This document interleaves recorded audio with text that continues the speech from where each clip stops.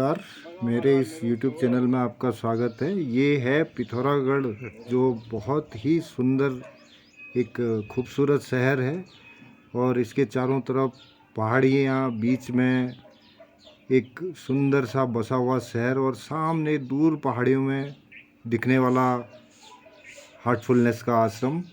और ये पूरा चारों तरफ पिथौरागढ़ की एक सुंदर वादियाँ जो सबका मन मोह लेती हैं। और ये इसलिए मैं आपको दिखा रहा हूँ क्योंकि ये चारी जी का जो पिथौरागढ़ दौरा है वो पहले पिथौरागढ़ जो पहले पार्ट में दिखाया था वो कैसा है और ये कैसा बन गया है, इसको आप आगे देखिए। और अगले पार्टों में भी, ये सेकंड पार्ट के अलावा भी और आगे आपको देखने को मिलेगा।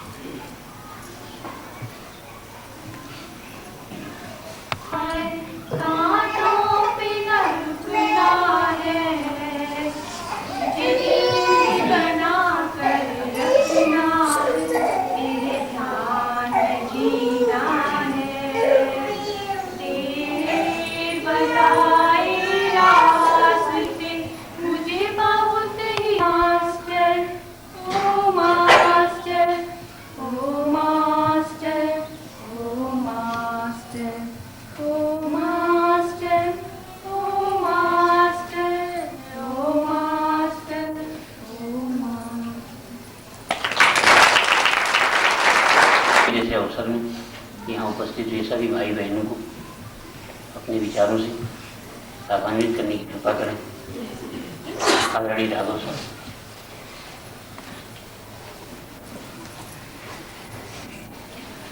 के चरणों में नमन करते हुए सारे बहनों भाइयों से कुछ बातें करते हैं। मेरे और आपके विचार कोई अलग नहीं है, विचार तो सबके एक ही है, विचार एक ही होता है, लेकिन हम अपनी शर्तों से जीते हैं, अपने पूर्वाग्रहों से जीते हैं, इसलिए विचारों में भिन्नता आ जाती है।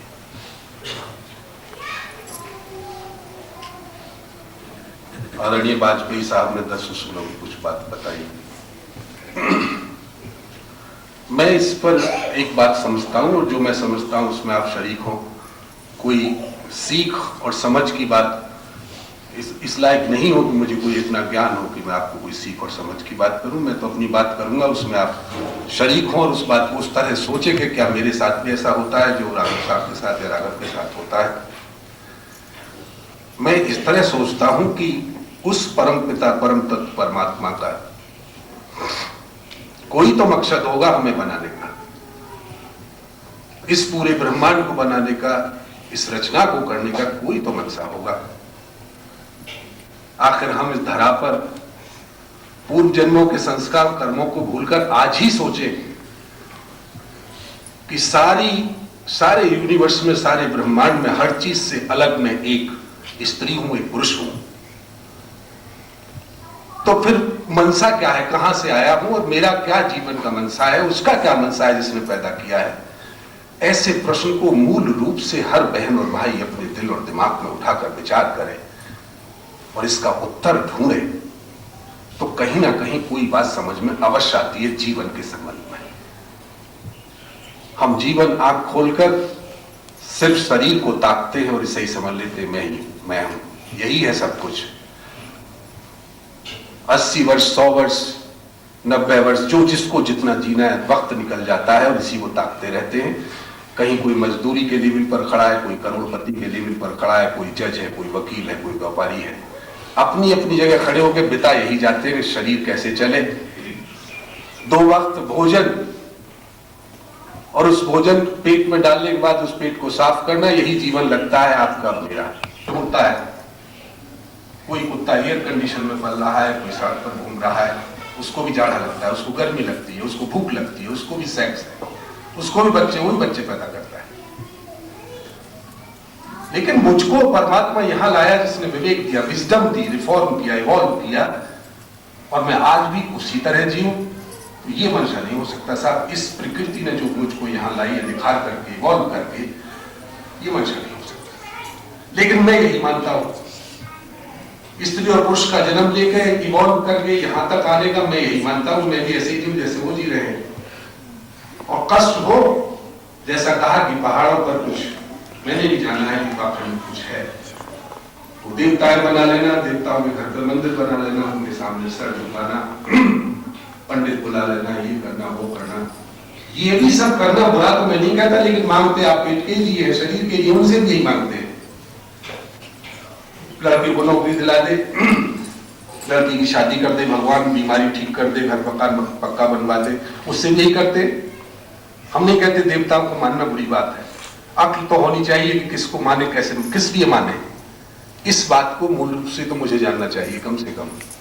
अंधे होके चलना किसी बात के लिए, तो ये अंधापन जो हमारा हमको पूरे, मैं पहाड़ की बात नहीं करता, मुझे तो ऐसा एहसास होता है कि देश में 99-100% आदमी इस तरह जी रहा है, मात्र शरीर के लिए। और ये शरीर अहम का एक ढेर बन गया है, ईगो। शायद ये उम्मीद करता हो परमपिता के जिस प्रकृति का तू भाग है, जो मालिक की हर स्पीच पढ़ी, उसमें सिर्फ आपको अनुशासन मिलेगा कि तू उस लेवल से उठकर एक अनुशासित व्यक्ति बन, एक ऐसा पुरुष और एक स्त्री बन जिसे तुझे कहने में फक्र हो कि मैं इंसान हूं।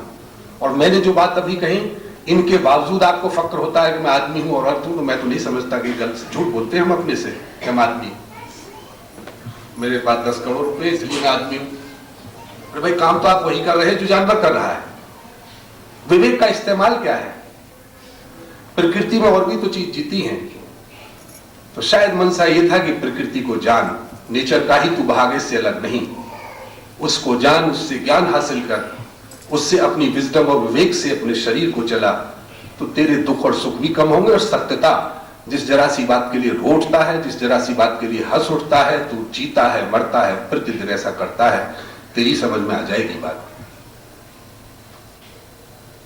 पेड़ है तमाम के तमाम लोग की। मुझे एहसास होता है कि आज मेरा भी मन 2-3 जब पहाड़ पर आता हूं तो इधर उधर हो जाता है। जैसे बताया मालिक ने कि आत्मा की नियति, आत्मा की स्पिरिट पूर्ण शांति है, पूर्ण शांति चाहती है। और हिमालय में आने के बाद भी ऐसा लगता है कि लोग इधर आए ही पूर्ण शांति के लिए होंगे। और आप इतने भाग्यशाली है कि सतपुल जैसा आश्रम आपको उसी चीज की तरफ ले जाने के लिए कि पूर्ण शांति कैसे मिले, एक संतुलित जीवन कैसे जिए, आप मालिक ने आश्रम बनाया और साल के अधिक से अधिक दिन आपके बीच में रहने के लिए बनाया। आप वाकई बहुत भाग्यशाली हैं। धरा पे दुनिया में और भी जगह होंगी। तो ये कहना कि मैं 10 उसूल फॉलो करके मैं किसी से कहूं कि भाई साहब मैं सच बोलता हूं, भाई ये कोई एहसान नहीं, ये तो मानव की क्वालिटी होनी चाहिए, तो विशेषता है सच बोलना।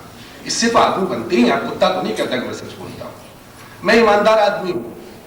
मैं नहीं समझता कि कोई एहसान करता है किसी पर। ये आपकी विशेषता होनी चाहिए, मानव का गुण है, प्यार करना, सच बोलना, ईमानदार होना। लाले ये है कि आज की सदी में ये सीखना पड़ता है साहब हमको। एक पुरुष नहीं मिलता, एक स्त्री नहीं मिलती जिसको मैं ये कह सकूं, अपने को भी खुद कह सकूं मैं सच्चा व्यक्ति हूं, मैं प्यार करता हूं लोगों से। तो इस तरह उलझे हुए इस मनस में जो हमारा अहम बन गया, इसकी मेरे समझ से कहीं दवा नहीं है।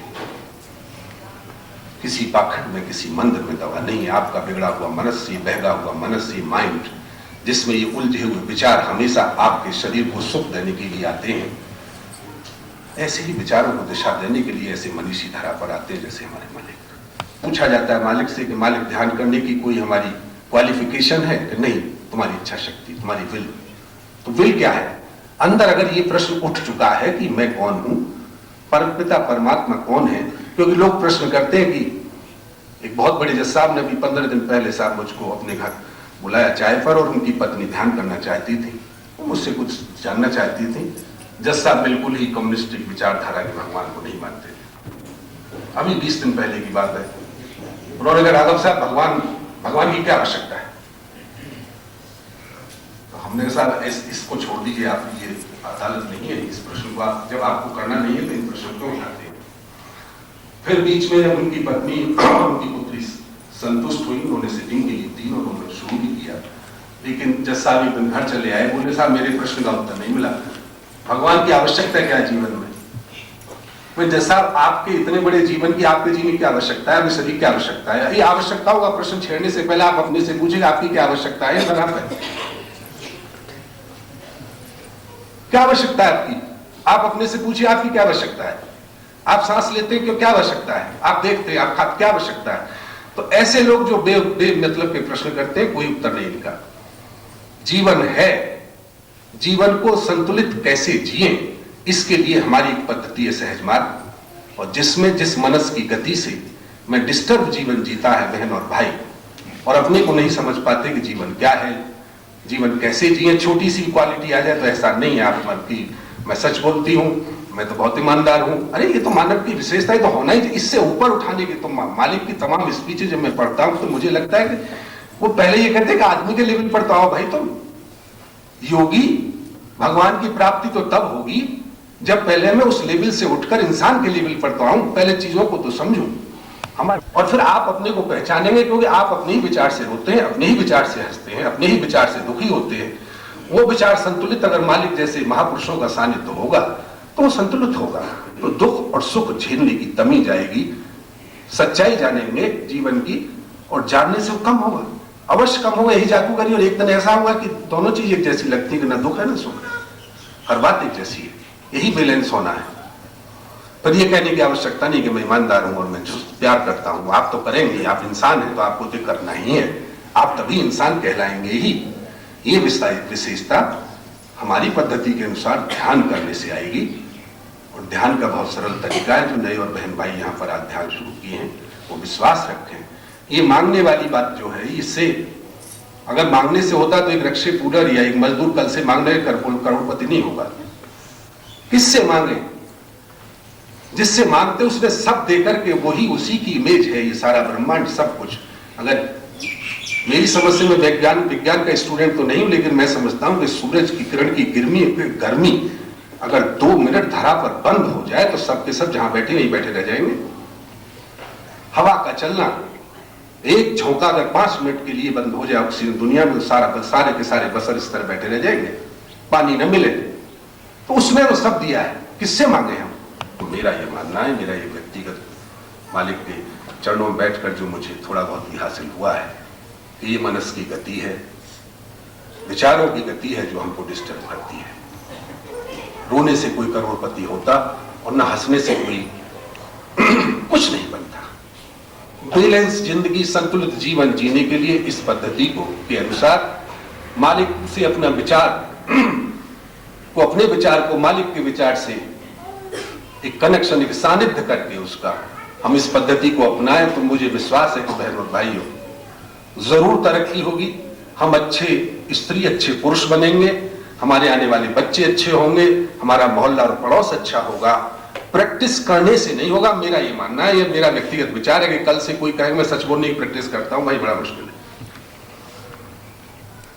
क्योंकि आप अपने साथ धोखा कर रहे हैं। मैं ईमानदार बनने की कल से साफ प्रैक्टिस करूंगा 10 उसूलों की, मुश्किल है। आप पद्धति को अपनाइए। मालिक कहते हैं जो हम कहें उसे करो और जो हम करते हैं उसे मत देखो तुम, और जैसे मैं कहता हूं ऐसे ही करो। यही आदेश का पालन है, यही मालिक के चरणों में जिसको कहते हैं कि सरेंडर, उनके हर आदेश को उसी तरह निभाइए। पूर्णता को प्राप्त करने के लिए पूर्ण होकर के ही हमें काम करना है। उसमें कंसेशन देकर ही सजेशन दें, अपने को ऑटो सजेशन देते हैं, हम अपने को मशवरा देते हैं बैठ करके बिल्कुल सूक्ष्म भाव से कि मेरे अंदर जितनी भी इम्प्योरिटीज हैं, जो भी ठोसता है, त्रसनेस है, ये सब चीजें मेल्ट होकर भाप की तरह से पीछे से निकलेंगे। इस विचार को आप विश्वास के साथ दीजिए। विश्वास कीजिए अपने अंदर कैसा होगा, जैसे कि आप कपड़े साफ करने में, घर साफ करने में विश्वास से, आप हर काम विश्वास से करते, इसे भी विश्वास मानिए कैसा होगा, जरूर होता है। लेकिन होगा कि नहीं होगा, आज तो ध्यान नहीं लगा, आज तो आनंद नहीं आया, आज तो सफाई नहीं, भारीपन रहेगा, ये सब अटक जाता है अभ्यर्थी, तो उसी में अटका रहता है। दुख को भूलना पड़ता है। एक क्रिएशन है मालिक का, तो आशीर्वाद क्या, वो एक शक्ति है आपको मिलेगी, उसमें काम देगी। लेकिन आप कहें मालिक आए और सबको खुशी दे दे, ऐसा पॉसिबल कैसे? क्या है वो, क्या कौन सी खुशी देते हैं? खुशी तो एक विचार है, वही विचार जो डिस्टर्ब, जिसमें मैं बोल रहा हूं। इसलिए खुशी बिल्ड करनी पड़ेगी आपको। खुशी के लिए आपको अपने ही अंदर एक विश्वास जागृत करना पड़ेगा, और यही 3 प्रक्रिया है।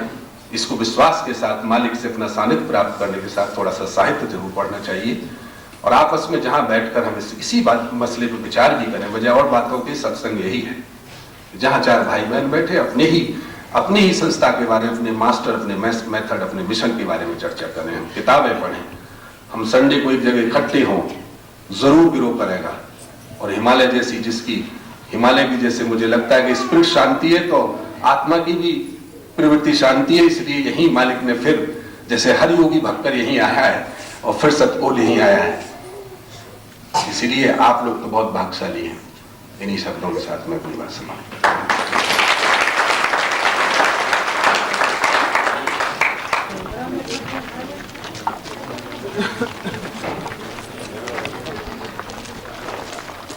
जा रहे हैं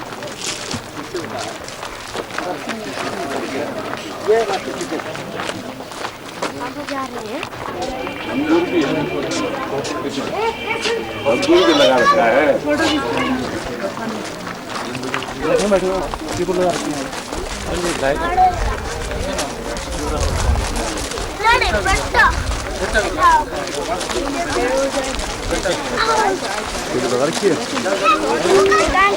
कविता बैठ जाओ,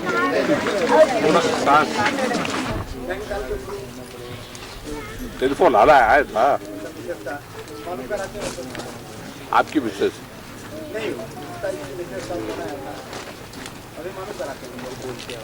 सेल नंबर तो आपके पास है।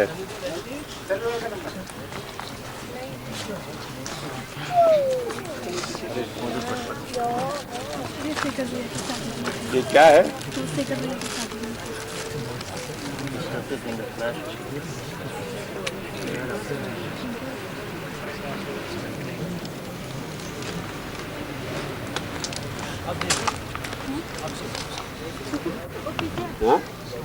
एक्चुअली बहुत लोग बढ़ गए इस समय सत्संग में 100 से ऊपर लोग आते हैं, तो कुछ लोग 10-12 लोग बाहर भी एडजस्ट करना पड़ता है। तो ये भी एक प्रोसेस है, इसको देखना है। आदमी बहुत जब स्टार्ट हुई थी इनिशियली तो वहाँ 40 लोग आते हैं।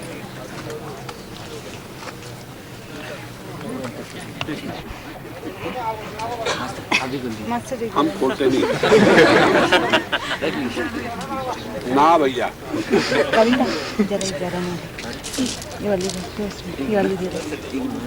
वाली दे दो था ठीक है। मोहन भाई मुंह खोला।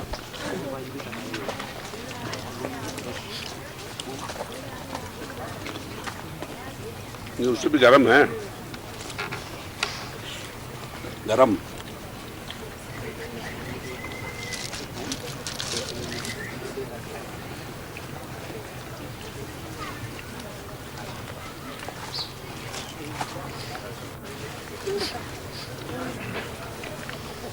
आप लोग को नहीं मिला, पहले मिले होंगे।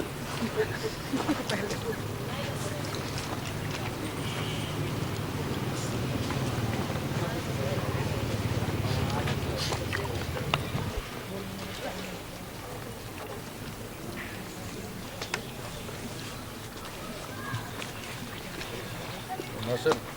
The answer could be both are mountainous regions. Sikkim and this both are mountainous regions.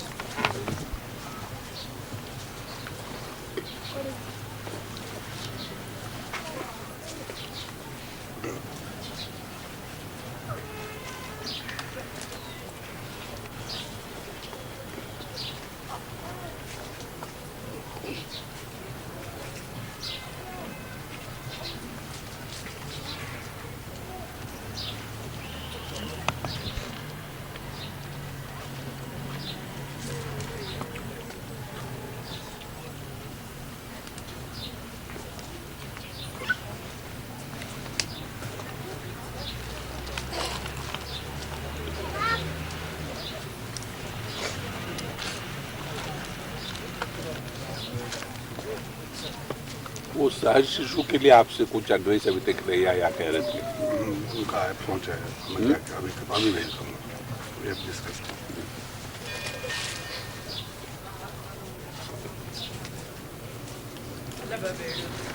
अब आपकी फ्लाइट 15 की 16?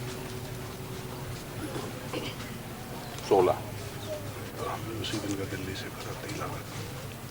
उसी दिन का हम भी दिल्ली खबर करते हैं प्रयागराज से इलाहाबाद का 16। हाँ ठीक है, क्योंकि 15 को ये रजिस्ट्री होनी है ना। ठीक है, हम भी रहेंगे।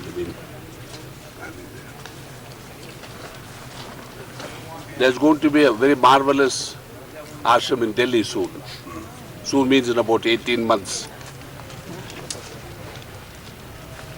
Like we depend upon drinking water to exist, and we depend upon rivers to give us drinking water.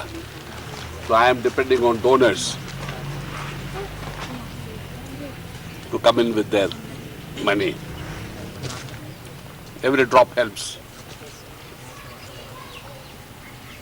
अभी से शुरू हो थोड़ा।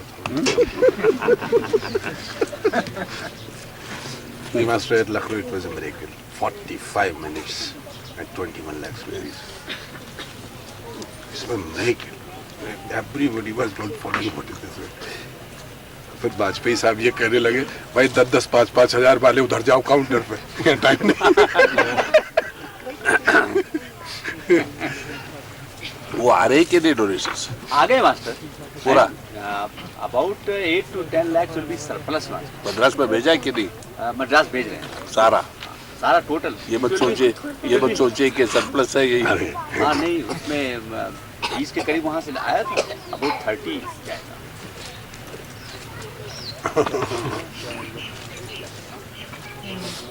मद्रास में ज्यादा और कहाँ जाता साहब?